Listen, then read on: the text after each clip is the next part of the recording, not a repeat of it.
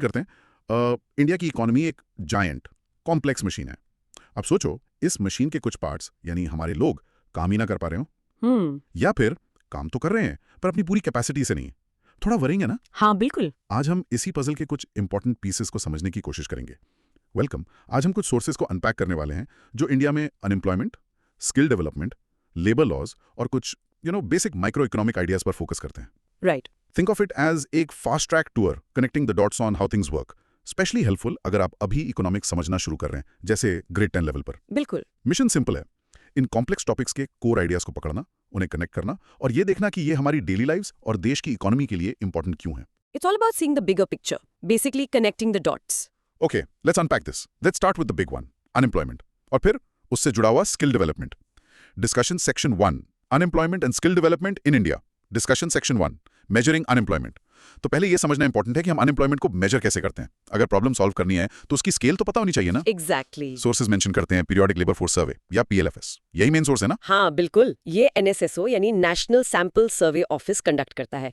इसे आप regular health checkup जैसा समझ सकते हैं इकोनॉमी के लिए। Health checkup, okay. हाँ, वो मेथड्स यूज करते हैं जैसे current weekly status CWS। Basically ये चेक करते हैं कि पिछले हफ्ते में किसी ने 1 घंटे के लिए भी काम किया या नहीं। Even 1 hour counts as employed in this measure. अच्छा, जस्ट 1 आवर। हाँ, for CWS। और टेक्नोलॉजी और बेटर सैम्पलिंग टेक्निक्स यूज करने से डेटा की एक्यूरेसी इंप्रूव हुई है ओवर टाइम। पहले से काफी बेहतर है। तो एक्यूरेट मेजरमेंट फर्स्ट स्टेप है, समझ गए। Types and reasons of unemployment, structural. अब मेजरमेंट के बाद आते हैं टाइप्स पर। कई तरह की अनएम्प्लॉयमेंट होती है। हाँ, डिफरेंट टाइप्स हैं, पर इंडिया के लिए सबसे क्रिटिकल कौन सा है सोर्सेज के हिसाब से? सोर्सेज स्ट्रांगली सजेस्ट करते हैं कि इंडिया का मेन चैलेंज है structural unemployment. Right, structural unemployment. Okay, ये क्या होता है एग्जैक्टली? ये बेसिकली एक मिसमैच है।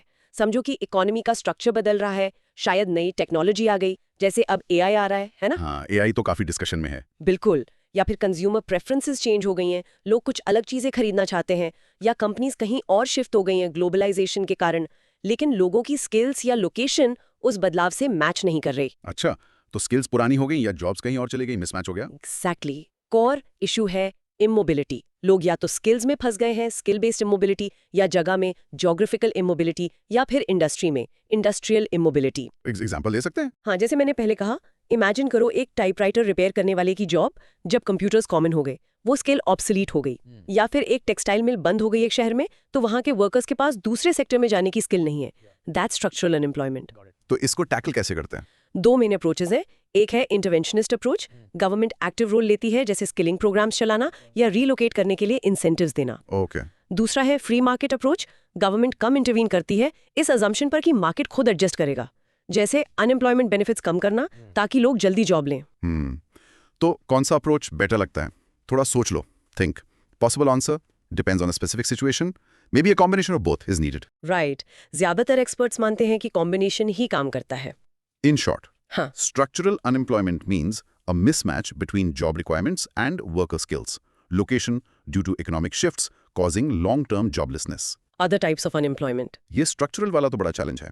और भी टाइप्स मेंशन किए गए थे ना, जैसे फ्रिक्शनल अनएम्प्लॉयमेंट। ये क्या है? हाँ, फ्रिक्शनल अनएम्प्लॉयमेंट थोड़ा अलग है।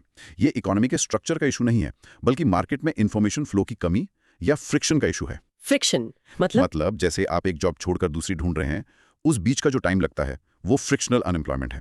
या कॉलेज से फ्रेश ग्रेजुएट होकर पहली जॉब सर्च करने का टाइम। अच्छा, जॉब स्विचिंग के बीच का गैप। हाँ, मार्केट में जॉब भी अवेलेबल है, वर्कर भी केपेबल है, पर उनको मिलने में, मैच होने में टाइम लग रहा है क्योंकि इन्फॉर्मेशन परफेक्ट नहीं है। Think about the time it takes to search for job openings, apply, interview, ये सब फ्रिक्शनल है। ऑनलाइन जॉब पोर्टल्स इसमें हेल्प करते होंगे। बिल्कुल, जैसे नेशनल करियर सर्विस पोर्टल है या प्राइवेट पोर्टल्स, ये इन्फॉर्मेशन गैप को कम करके फ्रिक्शनल अनएम्प्लॉयमेंट रिड्यूस करते हैं। तो ये एक नेचुरल पार्ट है डायनामिक इकोनॉमी का, कंप्लीटली जीरो नहीं हो सकता। सोचो, फर्स्ट जॉब ढूंढने में टाइम लगना। समझे? Possible answer yes, like the searching time between jobs और after graduation. Okay, in short, frictional unemployment is the temporary unemployment during job transitions or initial search due to imperfect information. और seasonal unemployment, ये तो नाम से ही clear लग रहा है। हाँ, ये relatively straightforward है। कुछ इंडस्ट्रीज में काम सिर्फ साल के कुछ स्पेसिफिक सीजन्स में होता है, जैसे एग्रीकल्चर में हार्वेस्टिंग या सोइंग के टाइम काम होता है, बाकी टाइम कम। या फिर टूरिज्म, जैसे हिल स्टेशंस में समर में ज्यादा काम होता है, ऑफ सीजन में जो अनएम्प्लॉयमेंट होती है वो सीजनल है। Right, agriculture, tourism, ice cream factories भी हो सकती हैं। हाँ बिल्कुल, जहां डिमांड या प्रोडक्शन सीजन डिपेंडेंट है। In short, Seasonal unemployment occurs due to the seasonal nature of work in certain industries. फिर आता है वॉलंटरी अनएम्प्लॉयमेंट, लोग खुद ही अनएम्प्लॉयमेंट रहना चाहते हैं। वेल, चाहते हैं शायद राइट वर्ड ना हो। ये सिचुएशन है जहां लोग अवेलेबल जॉब ऑफर्स को एक्सेप्ट नहीं करते। क्यों? हो सकता है वो better salary, better working conditions या अपनी पसंद की फील्ड में जॉब का वेट कर रहे हो। अच्छा, मतलब वो एक्टिवली जॉब सर्च कर रहे हैं पर करंट ऑफर्स उनके एक्सपेक्टेशंस मैच नहीं कर रहे हैं। Exactly. They are part of the labor force, actively looking, but choose not to accept existing offers, waiting for a better one. Is it always a bad thing? Think. Possible answer? Not necessarily if it leads to a better job match later, but could be an issue if expectations are unrealistic. Interesting point. In short, voluntary unemployment is when people are jobless because they refuse available work, often seeking better opportunities. Underemployment, ये क्या है? Underemployment एक tricky situation है। लोग employed तो हैं, पर अपनी full capacity या potential पर काम नहीं कर रहे हैं। इसके दो main types हैं। दो टाइप्स, ओके? एक है visible underemployment, मतलब लोग जितने घंटे काम करना चाहते हैं उससे कम घंटे काम मिल रहा है। जैसे कोई फुल टाइम जॉब चाहता है पर सिर्फ पार्ट टाइम मिल रही है। Okay, working fewer hours than desired. दूसरा है इनविजिबल अंडरएम्प्लॉयमेंट। इसमें लोग फुल टाइम काम तो कर रहे हैं पर वो काम उनकी स्किल्स या क्वालिफिकेशन से नीचे का है। जैसे एक इंजीनियर को डेटा एंट्री का काम करना पड़ रहा है या फिर उनकी प्रोडक्टिविटी बहुत कम है उस रोल में। मतलब स्किल्स का मिसमैच इवन व्हाइल एम्प्लॉयड। हाँ, या फिर लो productivity income despite working full hours. ये ऑफ्टन डिस्गाइज्ड अनएम्प्लॉयमेंट से ओवरलैप करता है। सोचो, अगर तुम्हारी क्वालिफिकेशन के हिसाब से जॉब ना मिले तो कैसा फील होगा? Think, possible answer, frustrating feeling of wasted potential. Makes sense. In short, underemployment means working below one's capacity, either fewer hours, visible, or below skill level, invisible. Technological unemployment ये तो आजकल बहुत relevant है। Automation, AI. हाँ, बिल्कुल। ये तब होता है जब टेक्नोलॉजी जैसे मशीन्स, रोबोट्स या सॉफ्टवेयर ह्यूमन लेबर को रिप्लेस कर देती है। टास्क्स ऑटोमेट हो जाते हैं, इससे कुछ जॉब्स खत्म हो जाती हैं। एग्जाम्पल, जैसे सेल्फ चेकआउट काउंटर्स सुपरमार्केट्स में। Perfect example. या फैक्ट्रीज में असेंबली लाइंस पर रोबोट्स का यूज या कस्टमर सर्विस में चैटबॉट्स। नई टेक्नोलॉजी एफिशिएंसी बढ़ाती है पर वर्कर्स डिस्प्लेस हो सकते हैं। ऑफ कोर्स ये नई जॉब्स भी क्रिएट करती है टेक सेक्टर में, पर ट्रांजिशन में चैलेंज होता है। क्या टेक्नोलॉजी हमेशा जॉब्स डिस्ट्रॉय करती है overall? Think. Possible answer. Historically, it displaces some jobs but creates new ones, though the transition can be difficult. Right, history ये बताती है। In short, technological unemployment is job loss caused by technological advancements like automation replacing human workers. और last में, disguised unemployment. इसके बारे में हमने थोड़ा पहले बात की थी स्ट्रक्चरल के कॉन्टेक्स्ट में। हाँ, ये क्लोजली रिलेटेड है पर थोड़ा अलग कॉन्सेप्ट है। डिस्गाइज्ड अनएम्प्लॉयमेंट वहां होती है जहां जरूरत से ज्यादा लोग एक काम में लगे होते हैं। इसमें वर्कर की मार्जिनल प्रोडक्टिविटी जीरो या नेग्लिजिबल होती है। मार्जिनल प्रोडक्टिविटी जीरो मतलब अगर उस काम से एक या कुछ वर्कर्स को हटा भी दिया जाए तो टोटल आउटपुट पर कोई फर्क नहीं पड़ेगा। वो एक्स्ट्रा वर्कर्स डिस्गाइजली अनएम्प्लॉयड हैं, भले ही वो काम करते हुए दिख रहे हों। इसका क्लासिक एग्जांपल तो एग्रीकल्चर में होता है ना, स्मॉल फैमिली फार्म्स पर। बिल्कुल सही। एक छोटा सा खेत है जिसे 3 लोग आराम से मैनेज कर सकते हैं, पर पूरी फैमिली के 5 लोग उसी पर लगे हुए हैं। वो एक्स्ट्रा 2 लोग, उनका contribution to output almost zero है। उनके हटने से भी उतनी ही फसल होगी। इसको आप अंडर एम्प्लॉयमेंट का एक एक्सट्रीम फॉर्म भी कह सकते हैं। Where else might you see disguised unemployment? Think? Possible answer. Sometimes in small family businesses or even some government offices with overstaffing. Possibly, yes. In short, disguised unemployment exists when more people work on a task than necessary, making the marginal productivity of extra workers near zero.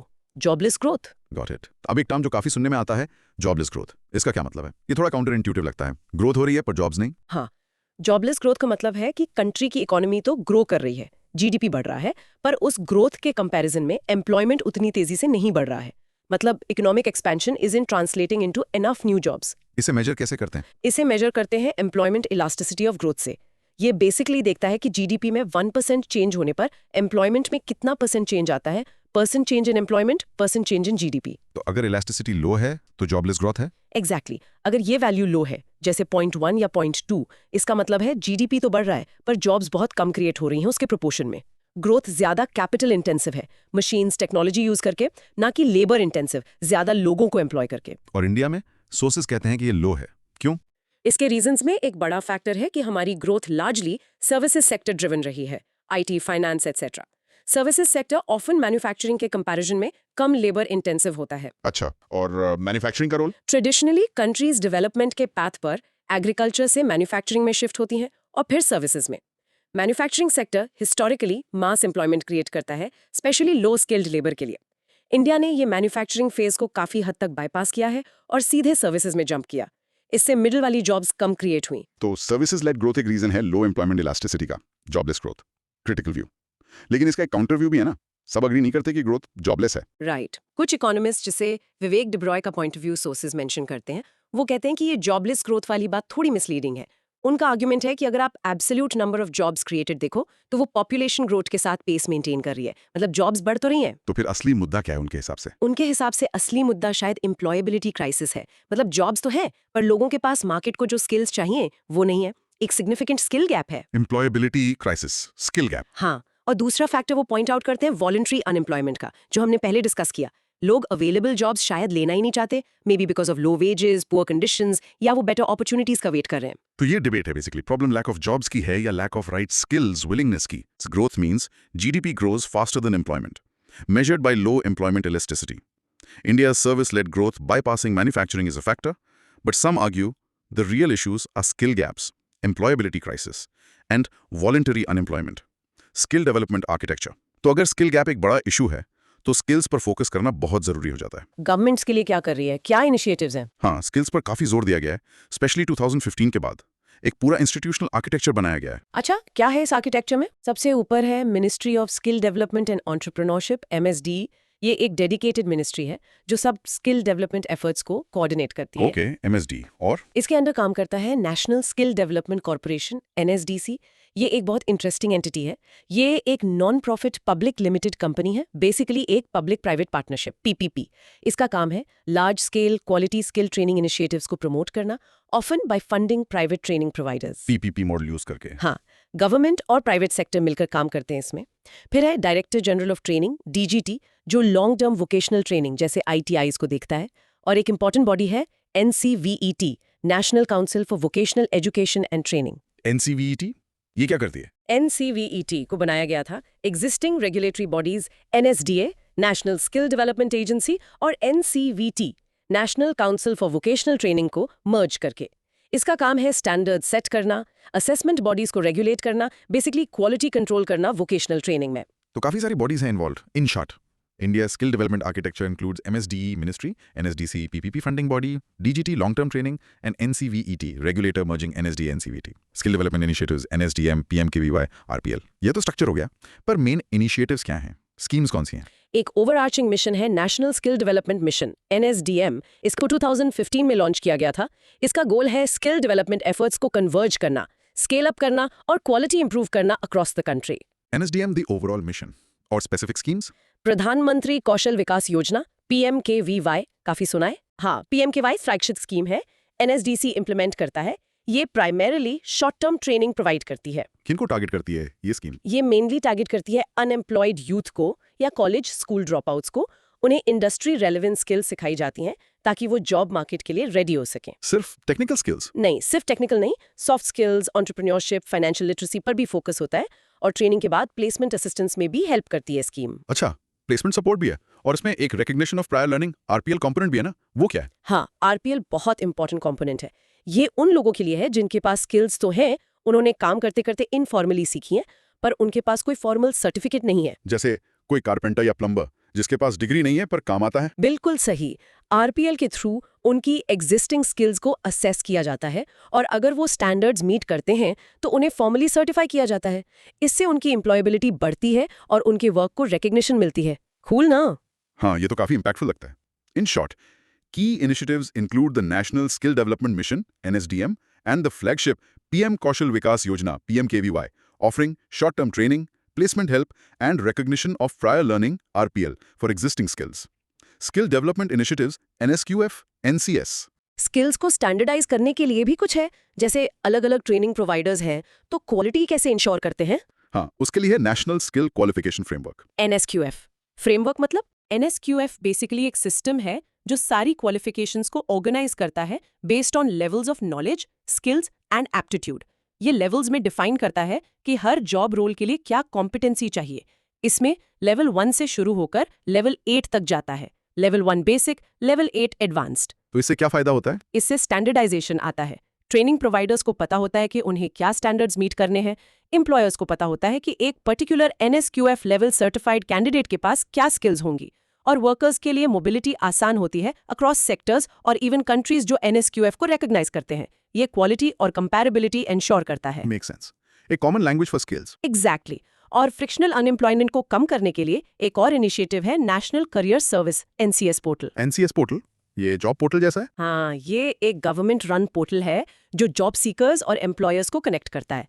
पर ये सिर्फ job matching नहीं करता, ये career counselling, skill development courses की information, local service providers की details भी provide करता है। तो ये इन्फॉर्मेशन गैप को ब्रिज करता है। बिल्कुल। फ्रिक्शनल अनएम्प्लॉयमेंट का एक बड़ा रीजन इन्फॉर्मेशन गैप होता है। NCS इस गैप को कम करने में हेल्प करता है ताकि जॉब सीकर्स को रेलेवेंट अपॉर्चुनिटीज मिल सकें और एम्प्लॉयर्स को suitable candidates. How does a portal like NCS help reduce search time for job seekers? Think Possible answer. By consolidating job openings and providing filtering, matching tools. Right.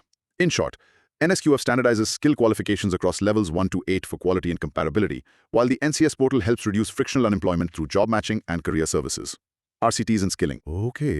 ये सारी schemes और initiatives हैं, पर ये कैसे पता चलता है कि कौन से सॉल्यूशंस जैसे स्किलिंग प्रोग्राम्स सच में इफेक्टिव हैं? कितना इम्पैक्ट हो रहा है? ये एक बहुत इंपॉर्टेंट सवाल है। पॉलिसी मेकिंग में एविडेंस बेस्ड अप्रोच जरूरी है और इसके लिए एक पावरफुल टूल यूज होता है, randomised controlled trials RCTs। RCTs, ये मेडिसिन में सुना था। सोशल पॉलिसीज में कैसे यूज होता है? कॉन्सेप्ट बिल्कुल वैसा ही है। इसमें रिसर्चर्स बेसिकली एक एक्सपेरिमेंट डिजाइन करते हैं। वो रैंडमली लोगों को ग्रुप्स में डिवाइड करते हैं।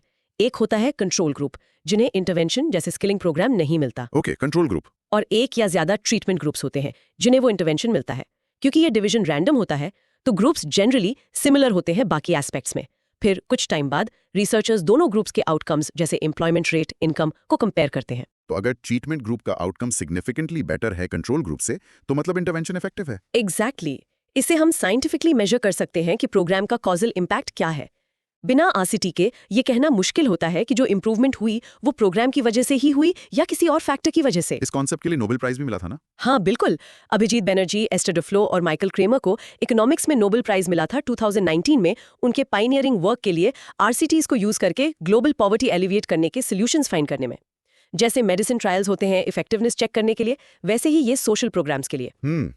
Interesting, right? बहुत interesting. In short, randomised controlled trials RCTs एक scientific method like medical trials हैं, used to measure the true impact of interventions like skilling programmes by comparing outcomes of randomly assigned treatment and control groups, forming the basis for evidence based policy. बिल्कुल। Discussion Section 2, Labor Laws and Firm Behavior. Discussion Section 2, Definitions and Compliance Burden. Okay, Section 1 में हमने unemployment और skilling पर detail में बात की। अब आते हैं लेबर लॉज पर। स्किल्स के साथ जॉब्स भी चाहिए और जॉब्स क्रिएट करने में फर्म्स का रोल इंपॉर्टेंट है, लेकिन फर्म्स कैसे बिहेव करती हैं ये लेबर लॉज पर डिपेंड करता है। बिल्कुल। लेबर लॉज बेसिकली रूल्स हैं जो एम्प्लॉयर एम्प्लॉय रिलेशनशिप को गवर्न करते हैं। पहले कुछ बेसिक डेफिनेशंस क्लियर कर लेते हैं। सोर्सेज में ऑर्गेनाइज्ड, अनऑर्गेनाइज्ड सेक्टर और फॉर्मल, इनफॉर्मल एम्प्लॉयमेंट की बात होती है। इनमें क्या डिफरेंस है? हाँ, ये इंपॉर्टेंट डिस्टिंक्शन है। Organised versus unorganised sector firm के नेचर पर डिपेंड करता है। जनरली ऑर्गेनाइज्ड सेक्टर फर्म्स वो हैं जो गवर्नमेंट के पास रजिस्टर होती हैं और कुछ स्पेसिफिक लॉज जैसे फैक्ट्रीज एक्ट फॉलो करते हैं, ऑफन साइज के बेसिस पर, e.g. 10+ वर्कर्स यूजिंग पा। अनऑर्गेनाइज्ड सेक्टर में स्मॉलर यूनिट्स, सेल्फ एम्प्लॉयड लोग आते हैं जो रजिस्टर्ड नहीं होते। तो फर्म का टाइप है और formal, informal. Formal versus informal employment worker के रिलेशनशिप पर डिपेंड करता है। फॉर्मल एम्प्लॉयमेंट में वर्कर के पास प्रॉपर एम्प्लॉयमेंट कॉन्ट्रैक्ट होता है, social security benefits like PF, ESI और लीगल प्रोटेक्शन होती है लेबर लॉज के अंडर। इनफॉर्मल एम्प्लॉयमेंट में ये सब नहीं होता, भले ही वर्कर ऑर्गेनाइज सेक्टर की फर्म में काम कर रहा हो। अच्छा, तो एक ऑर्गेनाइज्ड सेक्टर फर्म में भी इनफॉर्मल वर्कर हो सकता है? हाँ बिल्कुल। जैसे एक बड़ी कंपनी कॉन्ट्रैक्ट पर वर्कर्स हायर करे बिना प्रॉपर बेनिफिट्स के, तो वो ऑर्गेनाइज सेक्टर फर्म है पर वर्कर इनफॉर्मली एम्प्लॉयड है। और वाइस वर्सा भी हो सकता है। एक अनऑर्गेनाइज सेक्टर का worker like a small shop owner formally registered हो सकता है किसी स्कीम में। क्लियर हुआ। अब पहले लेबर लॉज के साथ प्रॉब्लम क्या थी? सोर्सेस कहते हैं कॉम्प्लेक्सिटी बहुत थी। बहुत ज्यादा कॉम्प्लेक्सिटी थी। इमेजिन करो, सेंट्रल और स्टेट्स के मिलाकर लगभग 44 मेजर सेंट्रल लॉज थे और स्टेट्स के अपने लॉज अलग थे। टोटल मिलाकर सोर्सेस कहते हैं 1500 तक रूल्स रेगुलेशंस थे अलग अलग एस्पेक्ट्स के लिए। 1500 एक स्मॉल बिजनेस ओनर के लिए तो नाइटमेयर होगा। एग्जैक्टली। इससे कंप्लायंस बर्डन बहुत हाई था। फर्म्स के लिए सारे रूल्स फॉलो करना, जैसे प्रोविडेंट फंड के कॉम्प्लेक्स रूल्स, अलग अलग रजिस्टर्स मेंटेन करना, मल्टीपल इंस्पेक्शंस फेस करना, ये सब बहुत कॉस्टली और टाइम कंज्यूमिंग था, specially for smaller firms. Why would high compliance burden discourage businesses? Think. Possible answer? Increases costs, diverse resources from core activities, creates fear of penalties. सही बात है। In short, labour laws regulate work relationships, की distinctions, organised, unorganised, firm type based on registration size versus formal informal worker relationship based on contract benefits. The old system had 1,500 complex rules, leading to a very high compliance burden for firms, informal hiring, contractual workers, voluntary dwarfism. तो इस high compliance burden का result क्या हुआ? Firms ने इसे deal करने के लिए क्या किया? फर्म्स ने नेचुरली कॉस्ट्स बचाने और कॉम्प्लेक्सिटी अवॉइड करने के तरीके ढूंढे। इसके दो मेन कॉन्सिक्वेंसेस हुए। क्या? एक, फर्म्स ने इनफॉर्मल हायरिंग को प्रेफर किया, मतलब वर्कर्स को हायर करना बिना प्रॉपर एम्प्लॉयमेंट कॉन्ट्रैक्ट के, बिना social security benefits like PF, health insurance provide किए। इससे फर्म की कॉस्ट तो कम हुई, पर वर्कर के लिए जॉब सिक्योरिटी और बेनिफिट्स नहीं रहे। उनकी सिचुएशन प्रिकेरियस हो गई। तो इनफॉर्मेलिटी बढ़ गई। और दूसरा कॉन्सिक्वेंस? दूसरा, फर्म्स ने कॉन्ट्रैक्चुअल वर्कर्स का यूज बढ़ा दिया। मतलब वर्कर्स को परमानेंट पेरोल पर रखने के बजाय स्पेसिफिक टास्क या फिक्स ड्यूरेशन के लिए हायर करना। अगेन, इससे फर्म को फ्लेक्सिबिलिटी मिलती है। काम है तो हायर करो, नहीं है तो मत करो, पर वर्कर की जॉब सिक्योरिटी कम हो जाती है। तो कंप्लायंस अवॉइड करने के लिए इनफॉर्मल या कॉन्ट्रैक्चुअल रूट्स चूज किए। हाँ, और इससे जुड़ा एक और इंटरेस्टिंग कॉन्सेप्ट है जो इकोनॉमिक सर्वे में मेंशन किया गया था, वॉलंटरी डॉफिज्म। वॉलंटरी ड्वार्फिज्म, फर्म्स जानबूझकर छोटी रहती हैं। करेक्ट।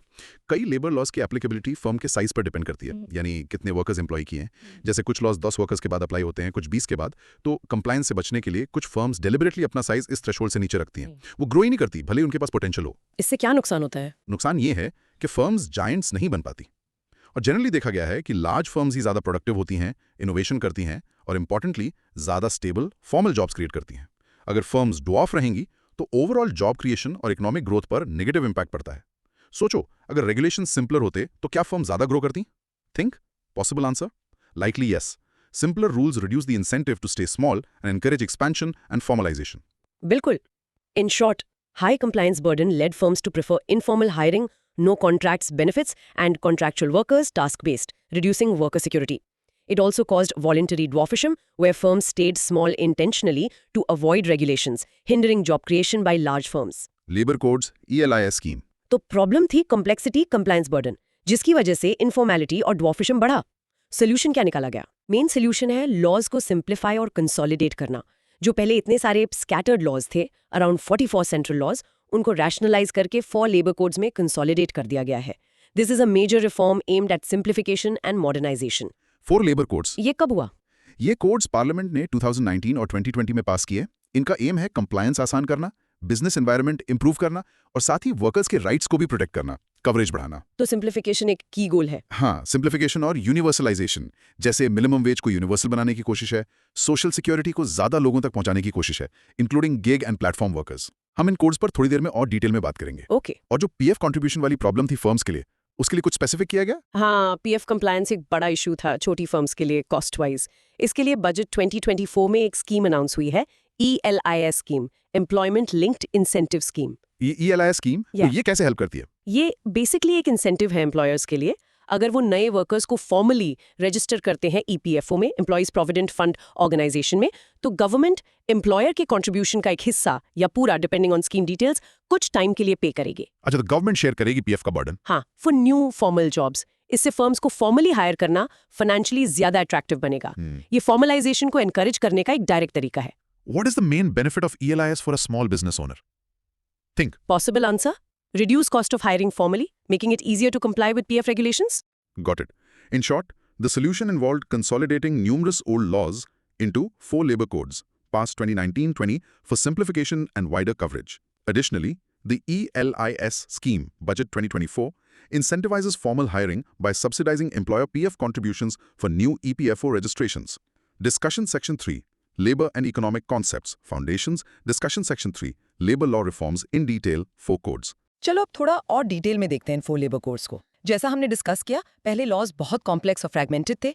इन कोड्स का एम है इसको स्ट्रीमलाइन करना। हाँ, तो पहला कोड कौन सा है? पहला है कोड ऑन वेजेस 2019। ये सबसे पहले पास हुआ था। ये मेनली 4 पुराने laws, minimum wages act, payment of wages act etcetera को रिप्लेस करता है। इसका मेन फीचर क्या है? सबसे इंपॉर्टेंट फीचर है यूनिवर्सल मिनिमम वेज का कॉन्सेप्ट। पहले मिनिमम वेज अलग अलग एम्प्लॉयमेंट्स के लिए अलग अलग स्टेट्स में बहुत वेरी करता था।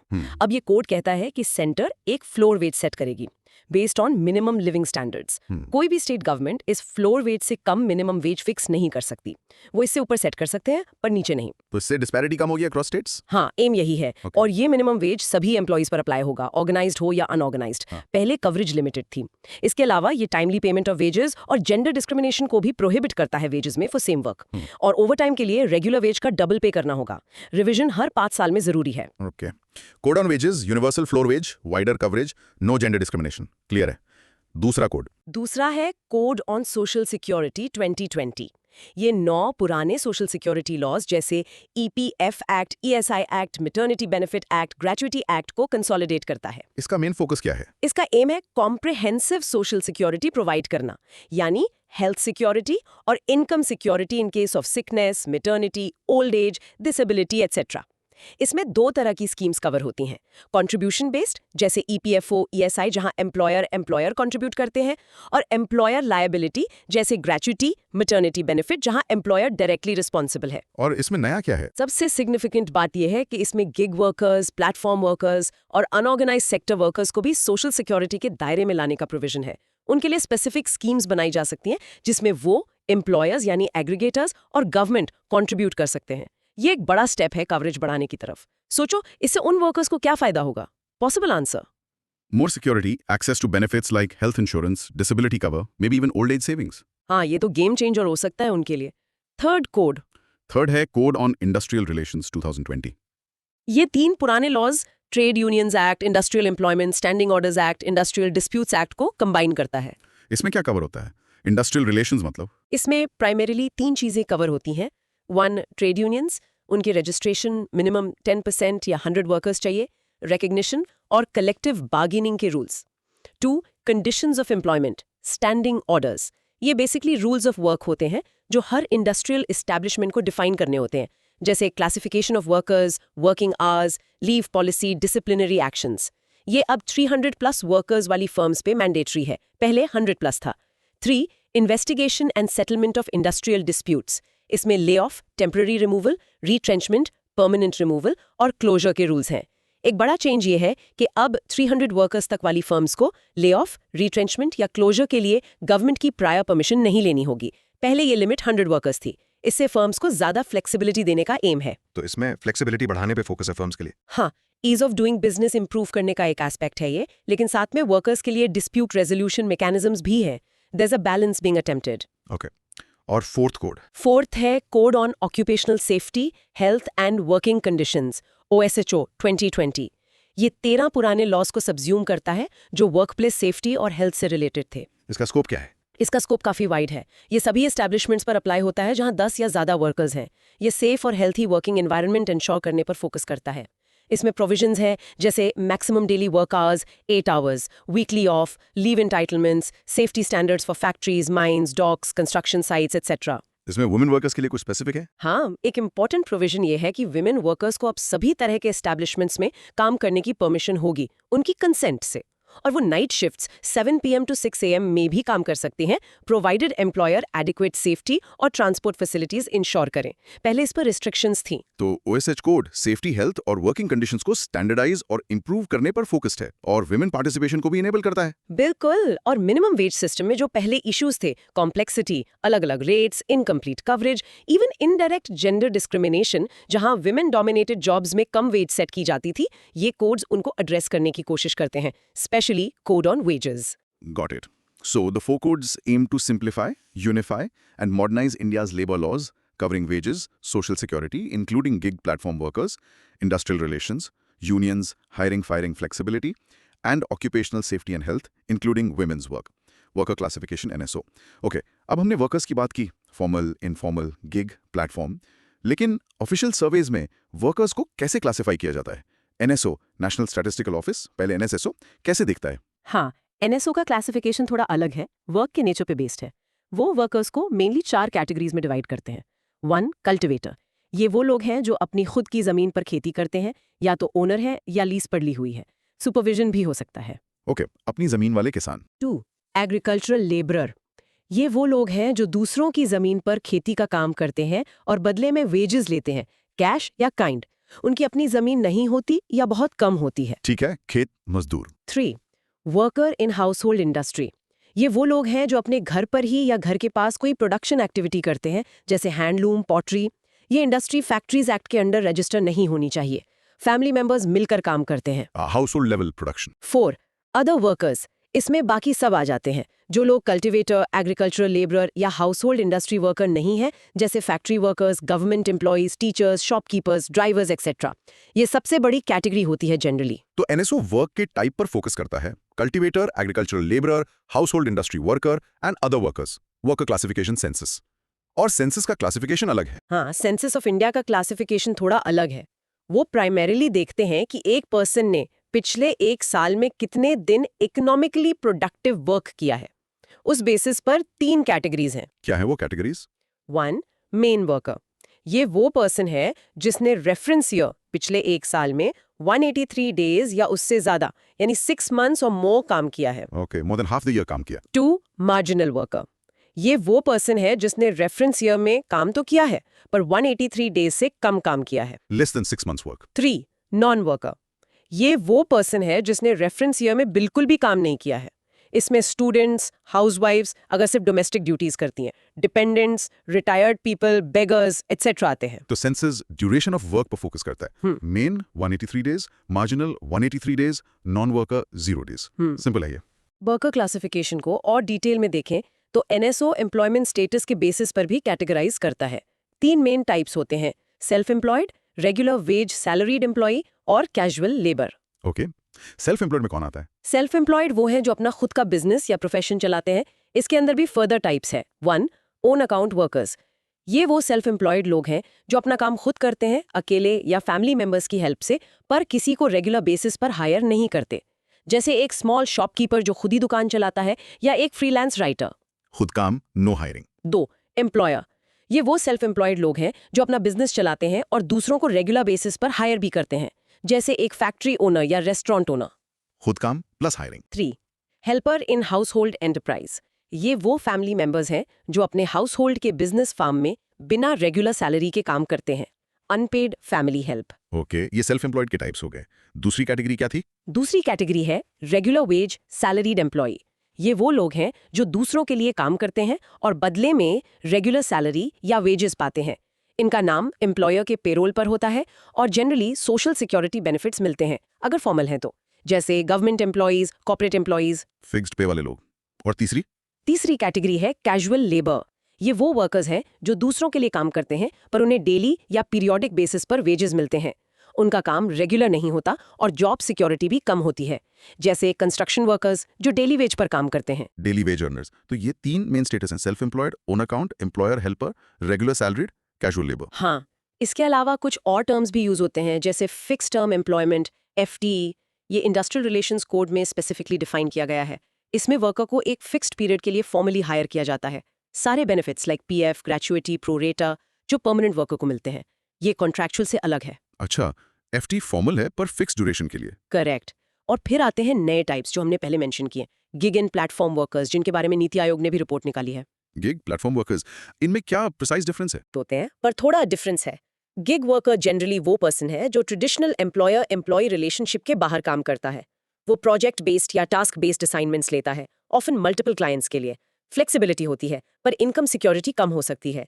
एग्जाम्पल, एक फ्रीलांस ग्राफिक डिजाइनर या एक पार्ट टाइम यूनिवर्सिटी प्रोफेसर जो पर लेक्चर पे लेता है। ट्रेडिशनल जॉब स्ट्रक्चर से बाहर। और प्लेटफॉर्म वर्कर। प्लेटफॉर्म वर्कर वो गिग वर्कर है जो अपना काम ऑनलाइन प्लेटफॉर्म्स या एप्स के थ्रू फाइंड करता है और डिलीवर करता है।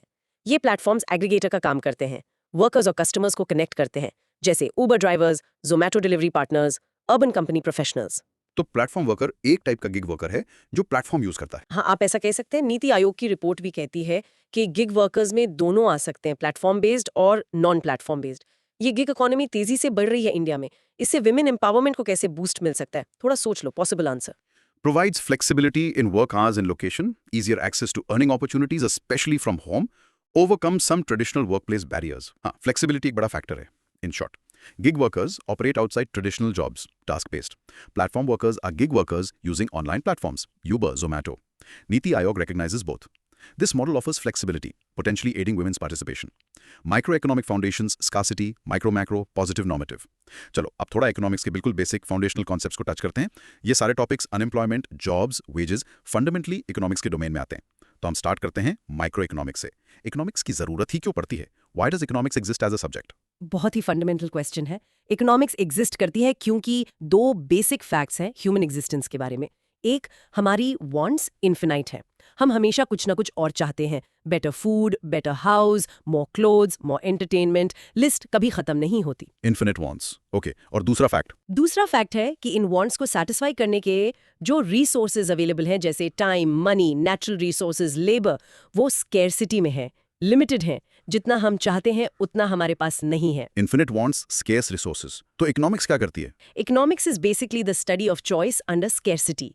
ये स्टडी करती है कि इंडिविजुअल्स, बिजनेसेस, गवर्नमेंट्स और सोसाइटीज कैसे अपने लिमिटेड रिसोर्सेज को एलोकेट करते हैं अपनी अनलिमिटेड वांट्स को बेस्ट पॉसिबल वे में सेटिस्फाई करने के लिए। It's all about making choices and dealing with trade offs. Right. अब इसमें माइक्रो इकोनॉमिक्स और मैक्रो इकोनॉमिक्स का क्या डिफरेंस है? इकोनॉमिक्स की दो मेन ब्रांचेस हैं ये। माइक्रो इकोनॉमिक्स माइक्रो लेवल पर देखती है इंडिविजुअल यूनिट्स के डिसीजंस को, जैसे एक कंज्यूमर कैसे डिसाइड करता है कि क्या खरीदना है, एक फर्म कैसे डिसाइड करती है कितना प्रोड्यूस करना है और क्या प्राइस रखना है, एक पर्टिकुलर मार्केट में प्राइस कैसे डिटरमिन होता है, जैसे व्हीट का मार्केट, एक वर्कर कैसे डिसाइड करता है कहाँ काम करना है।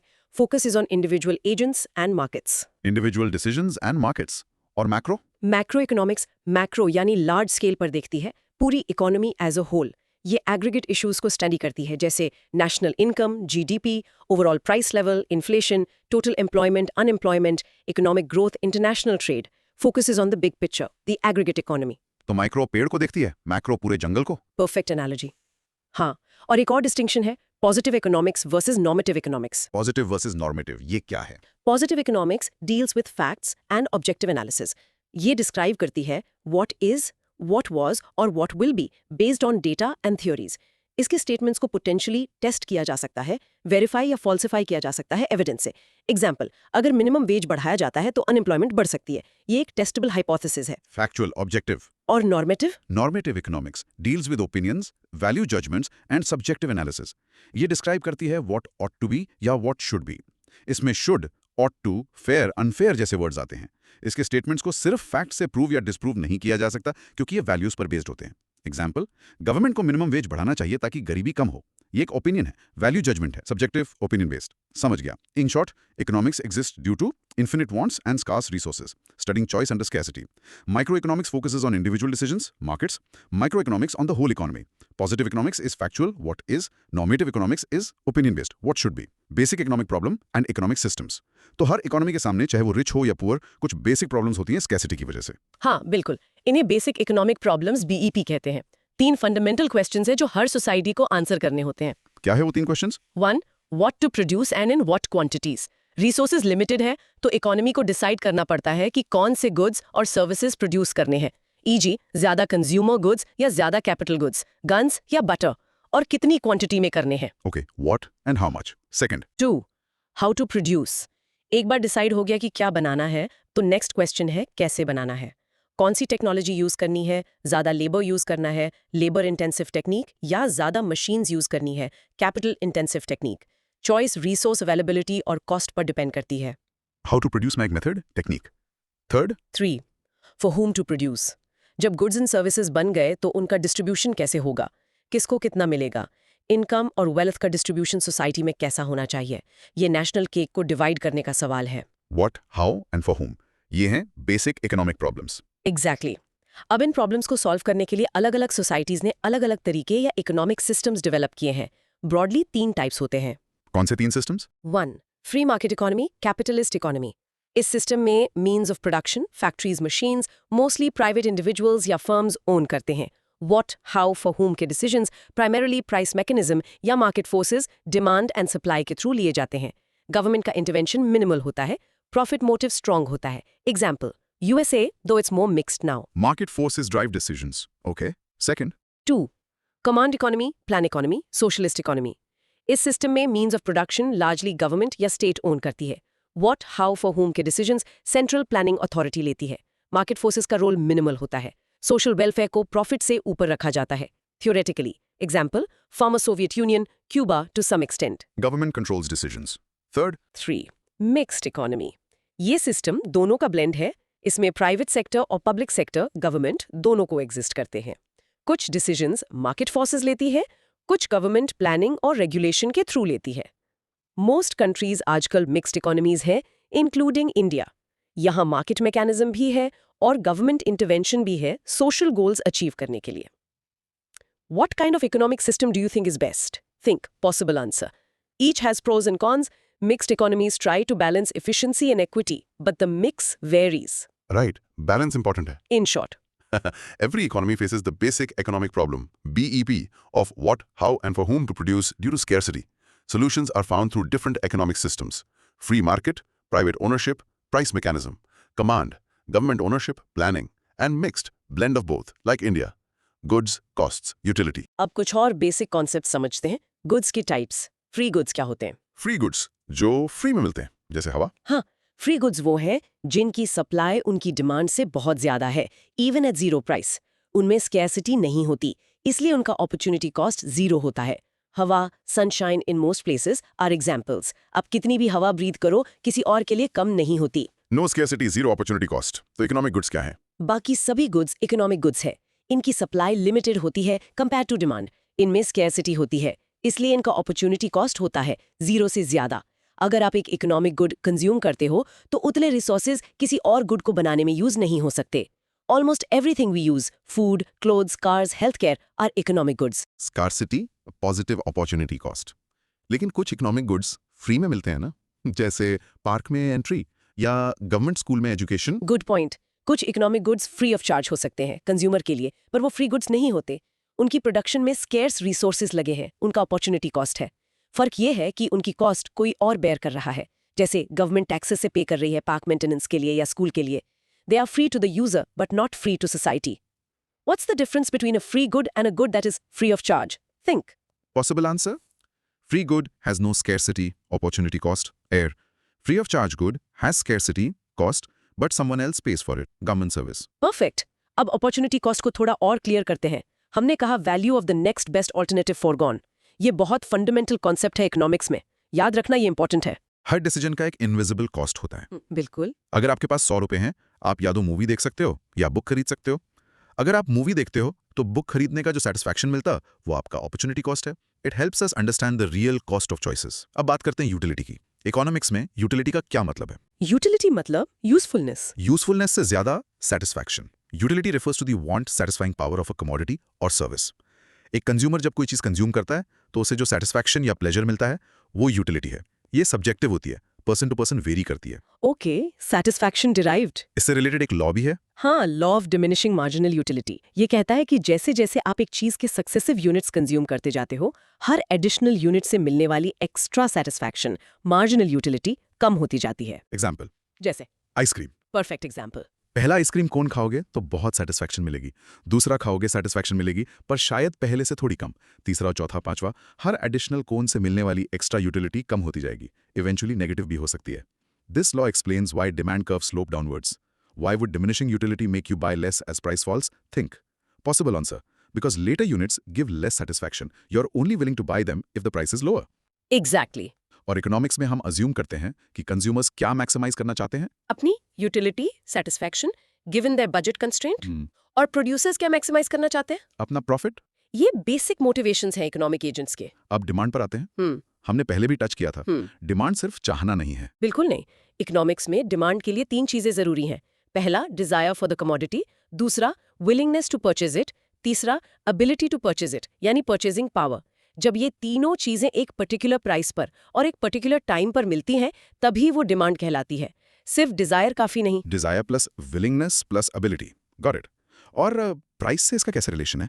जनरली प्राइस और क्वांटिटी डिमांडेड का इनवर्स रिलेशन होता है. अगर प्राइस बढ़ता है तो लोग उस चीज की कम क्वांटिटी डिमांड करते हैं.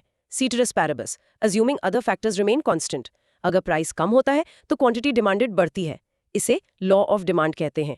इसके लिए डिमांड कर्व डाउनवर्ड स्लोपिंग होता है. Okay. In short, free goods, no scarcity of cost. Economic goods, scarcity of cost. Some economic goods can be free of charge, cost paid by others. Opportunity cost, is the value of the next best alternative forgone. Utility is satisfaction. Law of diminishing marginal utility. Extra satisfaction decreases with more consumption. Consumers aim to maximize utility, producers aim to maximize profit. Demand requires desire, willingness and ability to purchase. It has an inverse relationship with price, law of demand. Factors of production, चीजें बनाने के लिए यानी production के लिए resources चाहिए होते हैं. इन्हें फैक्टर्स ऑफ प्रोडक्शन कहते हैं ना. हाँ बिल्कुल, ये वो इसेंशियल इनपुट्स हैं जो गुड्स और सर्विसेज को प्रोड्यूस करने के लिए यूज होते हैं. Traditionally 4 main factors of production माने जाते हैं. कौन से हैं वो 4? 1. लैंड. इसका मतलब सिर्फ जमीन का टुकड़ा नहीं है. इकोनॉमिक्स में लैंड का मतलब है ऑल नेचुरल रिसोर्सेज जो प्रोडक्शन में यूज होते हैं, जैसे actual land, forests, water, minerals, oil, climate, basically gifts of nature. इसका रिटर्न या रिवॉर्ड क्या होता है? Rent. Land is equal to natural resources, return is equal to rent. Okay. Second, 2. Labour. ये है ह्यूमन एफर्ट, फिजिकल या mental, जो production process में कंट्रीब्यूट करता है. फैक्ट्री वर्कर का काम, टीचर का पढ़ाना, डॉक्टर का ट्रीट करना, ये सब लेबर है. इसका रिटर्न क्या होता है? वेजेस और salaries. labor is human effort, return is wages. Third, 3. Capital. ये इंपॉर्टेंट है. कैपिटल का मतलब सिर्फ पैसा नहीं होता इकोनॉमिक्स में. Capital refers to man made resources जो फर्दर प्रोडक्शन में हेल्प करते हैं, जैसे tools, machines, buildings, factories, technology, infrastructure. ये सब फिजिकल कैपिटल है. इसका रिटर्न क्या होता है? इंटरेस्ट. मनी कैपिटल से फिजिकल कैपिटल अक्वायर किया जाता है, इसलिए रिटर्न को इंटरेस्ट कहते हैं.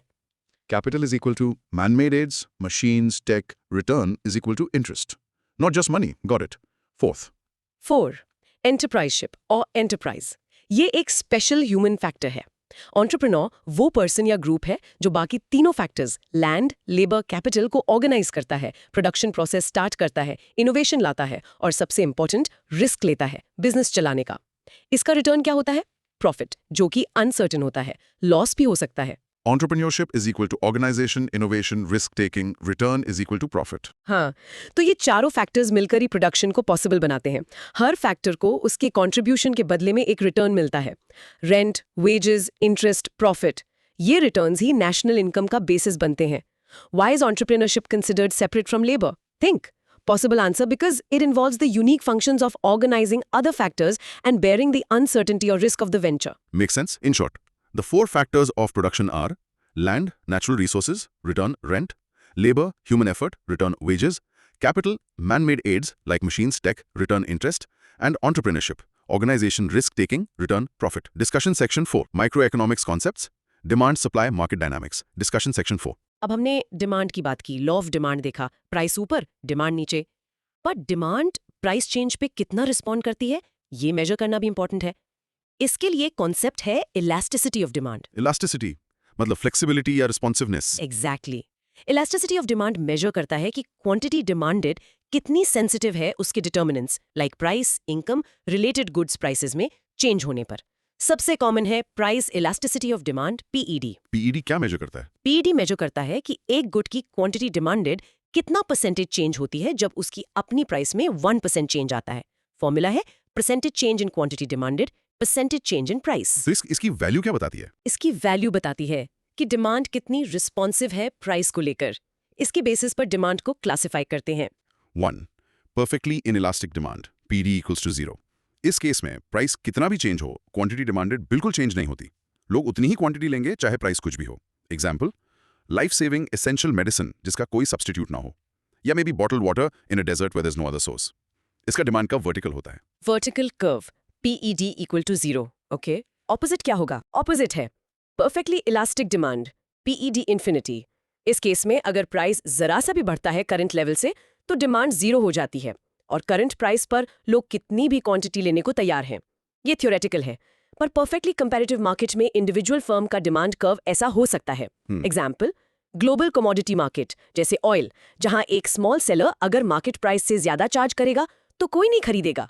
इसका डिमांड कर्व हॉरिजॉन्टल होता है. हॉरिजॉन्टल कर्व, PED इन्फिनिटी, ये तो एक्सट्रीम्स हो रहे हैं. बीच में क्या है? बीच में 3 पॉसिबिलिटीज हैं. 3. Unit elastic demand, PD equals to 1. इसमें क्वांटिटी डिमांडेड का परसेंटेज चेंज एग्जैक्टली प्राइस के परसेंटेज चेंज के बराबर होता है. अगर प्राइस 10% बढ़ा तो डिमांड 10% कम होगी.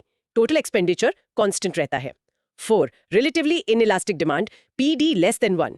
इसमें क्वांटिटी डिमांडेड का परसेंटेज चेंज प्राइस के परसेंटेज चेंज से कम होता है। मतलब डिमांड प्राइस चेंज को लेकर ज्यादा रिस्पॉन्सिव नहीं है। प्राइस 10% बढ़ा तो डिमांड शायद 5% ही कम होगी। Generally necessary goods like salt, basic food items की डिमांड इनइलास्टिक होती है। डिमांड कर्व स्टीप होता है। 5. Relatively elastic demand, PD greater than 1। इसमें क्वांटिटी डिमांडेड का परसेंटेज चेंज प्राइस के परसेंटेज चेंज से ज्यादा होता है। मतलब डिमांड प्राइस चेंज को लेकर बहुत रिस्पॉन्सिव है। प्राइस 10% बढ़ा तो डिमांड शायद 20% कम हो जाएगी। जनरली लग्जरी गुड्स या जिनके क्लोज सब्स्टिट्यूट्स होते हैं, जैसे specific brands of cars, restaurant meals, उनकी डिमांड इलास्टिक होती है। जैसे आईफोन पर डिस्काउंट मिले तो डिमांड काफी बढ़ सकती है। डिमांड कर्व फ्लैटर होता है। तो perfectly inelastic, perfectly elastic, unit elastic, relatively inelastic, relatively elastic. ये क्लासिफिकेशन इंपॉर्टेंट है बिजनेसेस के लिए प्राइसिंग डिसीजंस में। बहुत इंपॉर्टेंट। अगर एक फर्म को पता है कि उसके प्रोडक्ट की डिमांड इनइलास्टिक है तो वो प्राइस बढ़ाकर अपना टोटल रेवेन्यू बढ़ा सकती है। अगर डिमांड इलास्टिक है तो प्राइस बढ़ाने से रेवेन्यू कम हो जाएगा। Why would a government tax goods with inelastic demand more heavily? Think. Possible answer? Because demand won't fall much, so tax revenue will be high and stable, though it can be regressive. इसको कैसे major करते हैं? Consumer की income में 1% change आता है। Formula percent change in quantity demanded, percent change in income. इसकी value क्या बताती है? इसकी वैल्यू बताती है कि वो गुड कंज्यूमर के लिए किस टाइप का है। 1 नॉर्मल गुड, YED 0। अगर YED पॉजिटिव है, इसका मतलब इनकम बढ़ने पर उस गुड की डिमांड बढ़ती है और इनकम कम होने पर डिमांड कम होती है। मोस्ट गुड्स नॉर्मल होते हैं। नॉर्मल गुड्स के भी टाइप्स होते हैं। हाँ, नॉर्मल गुड्स को फर्दर क्लासिफाई कर सकते हैं based on YED value. Luxury good YED 1, ये वो नॉर्मल गुड्स हैं जिनकी डिमांड इनकम बढ़ने पर प्रोपोर्शनेटली बहुत ज्यादा बढ़ती है, जैसे foreign vacations, expensive cars, designer clothes, maybe Nike shoes as per outline example. Income 10% बढ़ी, डिमांड 20% बढ़ गई। नेसेसरी गुड YED बिटवीन 0 and 1, ये वो नॉर्मल गुड्स हैं जिनकी डिमांड इनकम बढ़ने पर बढ़ती तो है पर प्रोपोर्शनेटली कम, जैसे basic food items, bread, milk, clothing. Income 10% बढ़ी, डिमांड शायद 5% ही बढ़ी। लोग इनकम बढ़ने पर इन चीजों पर थोड़ा ही ज्यादा खर्च करते हैं। तो नॉर्मल गुड्स VID प्लस में लग्जरी VID 1 और नेसेसरी VID बिटवीन 0 and 1। और अगर VID नेगेटिव हो 2 इंफीरियर गुड। अगर YED नेगेटिव है, इसका मतलब इनकम बढ़ने पर उस गुड की डिमांड कम हो जाती है और इनकम कम होने पर डिमांड बढ़ती है। ऐसा इसलिए होता है क्योंकि जैसे ही लोगों की इनकम बढ़ती है वो इन इंफीरियर गुड्स से स्विच करके बेटर क्वालिटी नॉर्मल गुड्स पर चले जाते हैं। Example unbranded clothes, coarse grains like bajra in some context, public transport, लोग कार खरीद लेते हैं। What happens to the demand for motorcycles when people's incomes rise significantly? Think. Possible answer? Initially might rise, normal, but beyond a point might fall as they switch to cars, becomes inferior. Good thought. It can change. तो ये YOED से normal, luxury और inferior goods का पता चलता है। एक और टाइप की इलास्टिसिटी भी थी। हाँ, cross elasticity of demand XED ये मेजर करता है कि एक गुड A की क्वांटिटी डिमांडेड कितना परसेंटेज चेंज होती है जब किसी दूसरे रिलेटेड गुड B के प्राइस में 1% चेंज आता है। Formula change in quantity demanded of good A, change in price of good B। ये क्या बताता है? गुड्स कैसे रिलेटेड हैं? ये बताता है कि गुड A और गुड B आपस में सब्स्टिट्यूट्स है या कॉम्प्लीमेंट्स है। 1 सब्स्टिट्यूट्स XED लेस देन 0। अगर XED पॉजिटिव है, इसका मतलब गुड B का प्राइस बढ़ने पर गुड A की डिमांड बढ़ जाती है। लोग गुड B को छोड़कर गुड A खरीदने लगते हैं। एग्जाम्पल कोक और पेप्सी। अगर कोक का प्राइस बढ़ेगा तो पेप्सी की डिमांड बढ़ जाएगी। 2 कॉम्प्लीमेंट्स XED लेस देन 0। अगर XED नेगेटिव है, इसका मतलब गुड B का प्राइस बढ़ने पर गुड A की डिमांड कम हो जाती है, क्योंकि ये दोनों गुड्स साथ में कंज्यूम किए जाते हैं। एग्जाम्पल किंडल ई-रीडर और ई-बुक्स। अगर किंडल का प्राइस बहुत बढ़ जाए तो लोग किंडल कम खरीदेंगे और इसलिए ई-बुक्स की डिमांड भी कम हो जाएगी। या कार और petrol. 3 unrelated goods XED approximately 0। अगर XED 0 के आसपास है तो दोनों गुड्स अनरिलेटेड हैं। एक के प्राइस चेंज का दूसरे की डिमांड पर कोई सिग्निफिकेंट इफेक्ट नहीं होता। एग्जाम्पल टी और कार्स। XED से substitutes plus V, complements minus V या अनरिलेटेड 0 का पता चलता है। Okay. In short, income elasticity YED shows relation with income. Normal 0 includes luxury 1, necessary 0 1 or inferior 0. Cross elasticity XED shows relation between goods. Substitute 0, complement 0 या unrelated approximately 0. Law of supply. Demand की बात काफी हो गई, अब supply पर आते हैं, producers के perspective से. Law of supply क्या कहता है? लॉ ऑफ सप्लाई प्रोड्यूसर के बिहेवियर को डिस्क्राइब करता है। ये कहता है कि ceteris paribus other factors remaining constant, एक गुड का प्राइस बढ़ने पर प्रोड्यूसर उस गुड की ज्यादा क्वांटिटी सप्लाई करने को विलिंग और एबल होता है, और प्राइस कम होने पर क्वांटिटी सप्लाइड कम हो जाती है। तो प्राइस और क्वांटिटी सप्लाइड का डायरेक्ट रिलेशनशिप है, डिमांड से उल्टा। हाँ बिल्कुल, डिमांड में इनवर्स रिलेशन था, सप्लाई में डायरेक्ट रिलेशन है। ऐसा क्यों होता है? क्योंकि प्रोड्यूसर्स का मेन मोटिव क्या होता है? Profit maximisation. प्रॉफिट मैक्सिमाइज करना। तो हायर प्राइस से प्रॉफिट कैसे बढ़ता है? जब प्राइस बढ़ता है तो अज्यूमिंग कॉस्ट कांस्टेंट, हर यूनिट बेचने पर प्रोड्यूसर को ज्यादा प्रॉफिट मिलता है। इससे उनको इंसेंटिव मिलता है कि वो ज्यादा प्रोड्यूस करें और बेचे। ऑल्सो हायर प्राइस पर उनके लिए हायर कॉस्ट वाली प्रोडक्शन टेक्निक्स यूज करना भी फीजिबल हो जाता है, जिससे वो आउटपुट बढ़ा सकते हैं। इसलिए supply curve generally upward sloping होता है, लेफ्ट टू राइट ऊपर जाता है। Higher price equals to higher potential profit equals to higher quantity supplied. Simple logic है। In short, the law of supply states that ceteris paribus, there is a direct relationship between the price of a good and the quantity producers are willing and able to supply. This is driven by the profit maximization motive, leading to an upward sloping supply curve. Determinants of supply. हाँ, law of supply तो price और quantity supplied का relation बताता है along the curve, पर पूरा supply curve shift भी तो हो सकता है। किन वजहों से? What are the determinants of supply other than price? हाँ बिल्कुल। प्राइस में चेंज होने से movement along the supply curve होती है, चेंज इन क्वांटिटी सप्लाइड। लेकिन कुछ नॉन प्राइस फैक्टर्स हैं जो पूरे सप्लाई कर्व को शिफ्ट कर देते हैं। चेंज इन सप्लाई, अगर सप्लाई बढ़ती है, आउटवर्ड राइटवर्ड शिफ्ट, तो हर प्राइस पर प्रोड्यूसर ज्यादा सप्लाई करने को तैयार है, और अगर सप्लाई कम होती है, इनवर्ड लेफ्टवर्ड शिफ्ट, तो हर प्राइस पर कम सप्लाई होती है। तो ये फैक्टर्स कौन से हैं जो कर्व शिफ्ट करते हैं? कुछ इंपॉर्टेंट डिटर्मिनेंट्स है। 1. Cost of factors of production. अगर inputs, land, labour, capital, raw materials की कॉस्ट बढ़ जाती है तो प्रोडक्शन महंगा हो जाता है, प्रॉफिट मार्जिन कम हो जाता है। इससे प्रोड्यूसर्स हर प्राइस पर कम सप्लाई करेंगे, सप्लाई कर्व इनवर्ड शिफ्ट होगा। एग्जाम्पल, अगर प्लास्टिक महंगा हो गया तो प्लास्टिक चेयर्स बनाने वाली कंपनी की सप्लाई कम हो जाएगी। वाइस वर्सा, अगर कॉस्ट कम होगी तो सप्लाई बढ़ेगी, outward shift. Cost up, supply down. Okay. 2. State of technology. अगर टेक्नोलॉजी इंप्रूव होती है तो प्रोडक्शन ज्यादा एफिशिएंट हो जाता है, कॉस्ट कम हो जाती है, प्रोड्यूसर्स सेम रिसोर्सेज से ज्यादा आउटपुट बना सकते हैं, इससे सप्लाई बढ़ती है, सप्लाई कर्व आउटवर्ड शिफ्ट होगा। एग्जाम्पल, नई मशीन आने से कार प्रोडक्शन फास्ट हो गया। Better tech, supply up. Makes sense. 3. Expectation of producers about future prices. अगर प्रोड्यूसर्स एक्सपेक्ट कर रहे हैं कि फ्यूचर में उनके प्रोडक्ट का प्राइस बढ़ने वाला है तो वो करंट सप्लाई कम कर सकते हैं, स्टॉक होल्ड कर सकते हैं, ताकि फ्यूचर में ज्यादा प्राइस पर बेच सकें। इससे current supply curve inward shift होगा। वाइस वर्सा, अगर फ्यूचर में प्राइस गिरने का डर है तो करंट सप्लाई बढ़ा देंगे, आउटवर्ड शिफ्ट। एग्जाम्पल, गर्मी आने से पहले एसी मैन्युफैक्चरर्स प्रोडक्शन बढ़ा देते हैं, anticipating higher future demand and possibly prices. Future expectation affects current supply. Interesting. Like GST, तो प्रोड्यूसर की कॉस्ट बढ़ जाती है, इससे सप्लाई कम होती है, इनवर्ड शिफ्ट। अगर गवर्नमेंट सब्सिडी देती है, फाइनेंशियल हेल्प, तो प्रोड्यूसर की कॉस्ट कम हो जाती है, इससे सप्लाई बढ़ती है, outward shift. Example, solar panel पर सब्सिडी मिलने से उनकी सप्लाई बढ़ जाती है। Taxes supply down, subsidy supply up. 5. Number of firms in the market, size of market. अगर मार्केट में ज्यादा फर्म्स एंटर करती हैं तो टोटल मार्केट सप्लाई बढ़ जाती है, आउटवर्ड शिफ्ट। अगर फर्म्स एग्जिट करती हैं तो सप्लाई कम हो जाती है, inward shift. More firms, more supply. Logical है। How might climate change affect the supply of agricultural products? Think. Possible answer: negative impact generally, leading to inward shifts due to unpredictable weather, droughts, floods, reducing yields. Absolutely, climate is a huge factor for agriculture.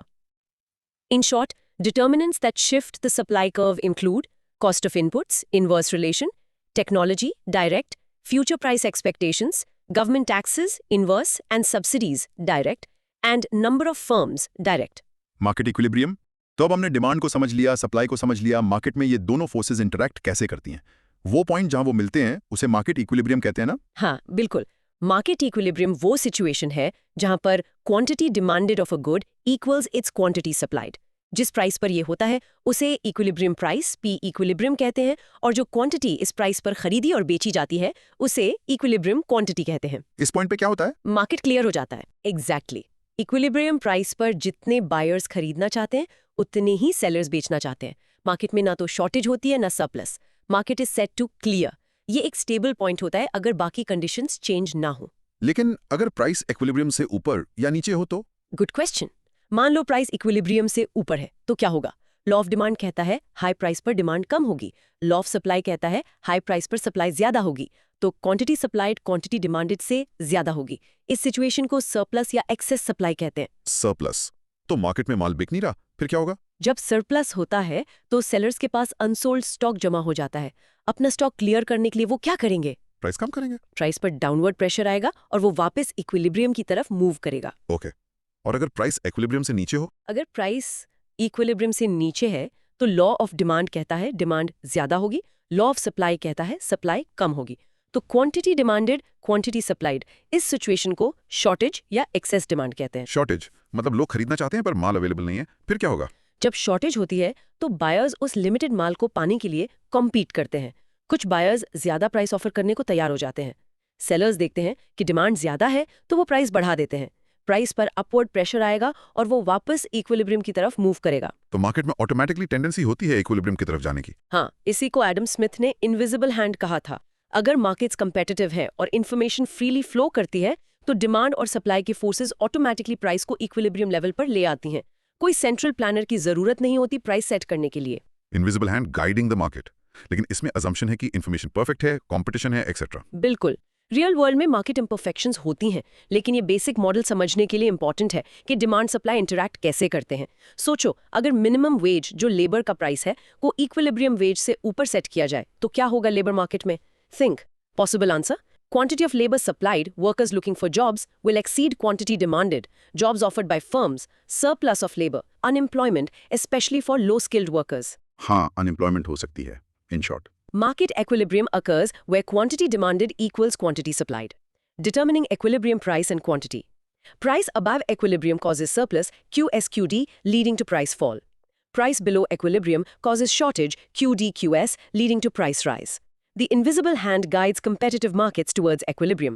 Government interventions, price controls. लेकिन कभी-कभी government को लगता है कि equilibrium price या तो consumers के लिए बहुत हाई है या प्रोड्यूसर्स के लिए बहुत लो है। ऐसे में गवर्नमेंट मार्केट में इंटरफेयर करती है प्राइस कंट्रोल्स के जरिए। Price controls? मतलब प्राइस को कंट्रोल करना। हाँ, दो मेन टाइप्स के प्राइस कंट्रोल्स होते हैं, प्राइस फ्लोर और प्राइस सीलिंग। प्राइस फ्लोर क्या होता है? फ्लोर मतलब नीचे। हाँ, प्राइस फ्लोर एक मिनिमम प्राइस सेट करता है जो लीगली चार्ज किया जा सकता है किसी गुड या सर्विस के लिए। प्राइस इस फ्लोर से नीचे नहीं जा सकता।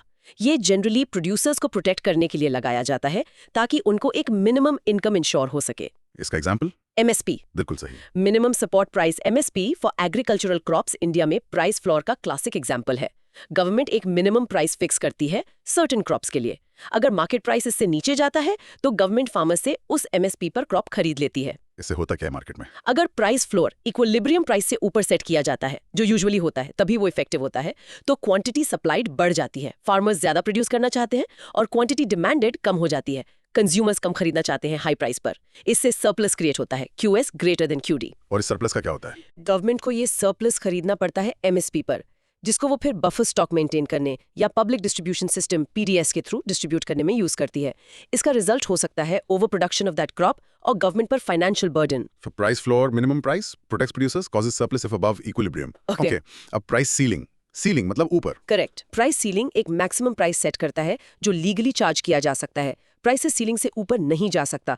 ये जनरली कंज्यूमर्स को प्रोटेक्ट करने के लिए लगाया जाता है ताकि एसेंशियल गुड्स उनको अफोर्डेबल प्राइस पर मिल सकें। इसका एग्जांपल? Rent control. हाँ, rent control in some cities is an example. या फिर एसेंशियल मेडिसिन्स या फूड आइटम्स पर प्राइस कैप लगा देना ड्यूरिंग इमरजेंसीज। इससे मार्केट में क्या होता है? अगर प्राइस सीलिंग इक्विलिब्रियम प्राइस से नीचे सेट किया जाता है तभी वो बाइंडिंग होता है। तो क्वांटिटी डिमांडेड बढ़ जाती है, लोग लो प्राइस पर ज्यादा खरीदना चाहते हैं, और क्वांटिटी सप्लाइड कम हो जाती है, प्रोड्यूसर्स लो प्राइस पर कम सप्लाई करना चाहते हैं। इससे शॉर्टेज क्रिएट होती है, QD QS। शॉर्टेज तो लोग खरीदना चाहते हैं पर माल नहीं है। इससे ब्लैक मार्केटिंग हो सकती है। बिल्कुल। Shortages often lead to black markets, जहां गुड्स हायर इलीगल प्राइसेस पर बेचे जाते हैं। क्वालिटी भी सफर कर सकती है। Example, PM Awas Yojana housing scheme में अगर अफोर्डेबल हाउसिंग की शॉर्टेज थी और प्राइस सीलिंग लगी होती तो प्रॉब्लम सॉल्व नहीं होती। इसीलिए गवर्नमेंट ने सब्सिडी दी सप्लाई बढ़ाने के लिए, ताकि चीपर और मोर हाउसिंग अवेलेबल हो सके। How can governments address shortages caused by price ceilings, other than removing the ceiling? Think. Possible answer: increase supply through subsidies, rationing systems, government distribution. Right? Supply side measures या rationing use करना पड़ता है. In short, government intervenes with price controls. Price floor, minimum price, e.g. MSP, protects producers but can cause surplus. Price ceiling, maximum price, e.g. rent control, protects consumers but can cause shortage and black markets. Externalities. एक last important micro concept discuss करते हैं, externalities. ये क्या होता है? External मतलब बाहर। हाँ, एक्सटर्नैलिटीज तब होती हैं जब किसी इकोनॉमिक एक्टिविटी, प्रोडक्शन या कंजम्पशन का इम्पैक्ट, कॉस्ट या बेनिफिट किसी थर्ड पार्टी पर पड़ता है जो उस एक्टिविटी में डायरेक्टली इन्वॉल्व नहीं है, यानी वो बायर या सेलर नहीं है, और ये इम्पैक्ट मार्केट प्राइस में रिफ्लेक्ट नहीं होता। थर्ड पार्टी पर इम्पैक्ट जो प्राइस में नहीं है। एग्जाम्पल, दो टाइप की एक्सटर्नैलिटीज होती हैं, नेगेटिव और पॉजिटिव। ये तब होती हैं जब एक्टिविटी से थर्ड पार्टी पर हार्मफुल इम्पैक्ट पड़ता है। Classic example, pollution from a factory. Factory produce कर रही है, सेलर, लोग प्रोडक्ट खरीद रहे हैं, बायर, पर आसपास रहने वाले लोगों थर्ड पार्टी को पोल्यूशन से हेल्थ प्रॉब्लम्स हो रही हैं। ये एक्सटर्नल कॉस्ट है जो फैक्ट्री अपने प्रोडक्ट के प्राइस में इंक्लूड नहीं कर रही। और example, smoking in public places. Smoker को बेनिफिट मिल रहा है, पर नॉन स्मोकर्स थर्ड पार्टी को पैसिव स्मोकिंग का हार्म हो रहा है। तो इसमें प्रॉब्लम क्या है मार्केट के पर्सपेक्टिव से? प्रॉब्लम यह है कि मार्केट सिर्फ प्राइवेट कॉस्ट्स और बेनिफिट्स को देखता है, एक्सटर्नल कॉस्ट को इग्नोर करता है। इसलिए मार्केट जितना प्रोड्यूस करता है, मार्केट क्वांटिटी QM, वो सोशली ऑप्टिमल क्वांटिटी QS से ज्यादा होता है। ओवर प्रोडक्शन, ओवर कंजम्पशन होती है हार्मफुल गुड्स की। इन्हें डीमेरिट गुड्स भी कहते हैं, जैसे cigarettes. Over production of harmful things. Solution क्या है इसका? सोल्यूशन है एक्सटर्नल कॉस्ट को इंटरनलाइज करना। गवर्नमेंट टैक्सेशन यूज कर सकती है, जैसे पोल्यूशन करने वाली फैक्ट्री पर टैक्स लगा दें। इसे पिगुवियन टैक्स कहते हैं। इससे फैक्ट्री की कॉस्ट बढ़ेगी, प्राइस बढ़ेगा और क्वांटिटी डिमांडेड सप्लाई कम होकर सोशली ऑप्टिमल लेवल के पास आ जाएगी। Tax the negative externality. Okay, अब पॉजिटिव एक्सटर्नैलिटीज? ये तब होती हैं जब एक्टिविटी से थर्ड पार्टी पर बेनिफिशियल इंपैक्ट पड़ता है। Example, education. आप एजुकेशन लेते हो, बायर, इंस्टीट्यूट प्रोवाइड करता है, सेलर। आपको प्राइवेट बेनिफिट मिलता है, बेटर जॉब, पर सोसाइटी थर्ड पार्टी को भी बेनिफिट मिलता है। एक एजुकेटेड पर्सन बेटर सिटीजन होता है, इनोवेशन में कंट्रीब्यूट कर सकता है, क्राइम रेट कम हो सकता है। ये एक्सटर्नल बेनिफिट है। और एग्जाम्पल, वैक्सीनेशन। आप वैक्सीनेट होते हो, आपको प्रोटेक्शन मिलती है, प्राइवेट बेनिफिट, पर सोसाइटी को भी बेनिफिट मिलता है क्योंकि आप डिजीज स्प्रेड नहीं करते, हर्ड इम्यूनिटी। तो इसमें मार्केट प्रॉब्लम क्या है? इसमें मार्केट एक्सटर्नल बेनिफिट्स को इग्नोर करता है। इसलिए मार्केट जितना प्रोड्यूस कंज्यूम करता है, वो सोशली ऑप्टिमल क्वांटिटी QS से कम होता है। अंडर प्रोडक्शन, अंडर कंजम्पशन होती है बेनिफिशियल गुड्स की। इन्हें मेरिट गुड्स भी कहते हैं, like education, health care. Under production of beneficial things. Solution solution है एक्सटर्नल बेनिफिट को इंटरनलाइज करना। गवर्नमेंट सब्सिडी दे सकती है, जैसे एजुकेशन या वैक्सीनेशन को सब्सिडाइज करना। इससे कॉस्ट कम होगी, प्राइस कम होगा और क्वांटिटी डिमांडेड सप्लाइड बढ़कर सोशली ऑप्टिमल लेवल के पास आ जाएगी। Subsidize the positive externality. तो बेसिकली मार्केट अपने आप इन एक्सटर्नल कॉस्ट बेनिफिट्स को कंसिडर नहीं करता, इसलिए मार्केट फेलियर होता है और गवर्नमेंट इंटरवेंशन नीडेड हो सकता है। इंटरेस्टिंग ना? हाँ, बहुत इंपॉर्टेंट कॉन्सेप्ट है मार्केट फेलियर्स को समझने के लिए। In short, externalities are impacts on third parties not involved in the transaction. Negative externalities, e.g. pollution, smoking, demerit goods, cause overproduction. Solution is taxation, Pigouvian tax. Positive externalities, e.g. education, vaccination, merit goods, cause underproduction. Solution is subsidy. Market fails to account for these external effects. Outro. निष्कर्ष और Priam ने micro economics के fundamentals को भी cover किया, scarcity से लेकर demand, supply, elasticity, market equilibrium और एक्सटर्नैलिटीज तक। काफी कुछ कवर हो गया। बिल्कुल। की टेकअवे ये है कि ये सब इंटरकनेक्टेड है। स्किल्स गैप अनएम्प्लॉयमेंट से जुड़ा है, लेबर लॉज हायरिंग डिसीजंस को इफेक्ट करते हैं, इकोनॉमिक इंसेंटिव्स लोगों और फर्म्स के बिहेवियर को शेप करते हैं। ये सब मिलकर ही इकोनॉमी की हेल्थ को डिटरमिन करते हैं। कनेक्शंस को समझना बहुत जरूरी है। हाँ, एक सवाल लिसनर के लिए छोड़ जाते हैं। टेक्नोलॉजी, स्पेशली AI, बहुत तेजी से बदल रही है। हमने देखा कि इससे स्ट्रक्चरल अनएम्प्लॉयमेंट का चैलेंज और बढ़ सकता है क्योंकि स्किल्स बहुत जल्दी आउटडेटेड हो सकती हैं। तो सवाल यह है कि हमारे करंट स्किलिंग इनिशिएटिव्स और नए लेबर लॉज क्या वो फ्यूचर के स्पेस ऑफ चेंज के लिए एडिक्वेटली प्रिपेयर्ड है? Are we building an adaptable enough system? इस पे थोड़ा सोच लो। बहुत रेलेवेंट सवाल है, ट्रूली फूड फॉर थॉट। हम सबको इस बारे में सोचना चाहिए। Keep exploring these topics and thanks for joining this detailed discussion.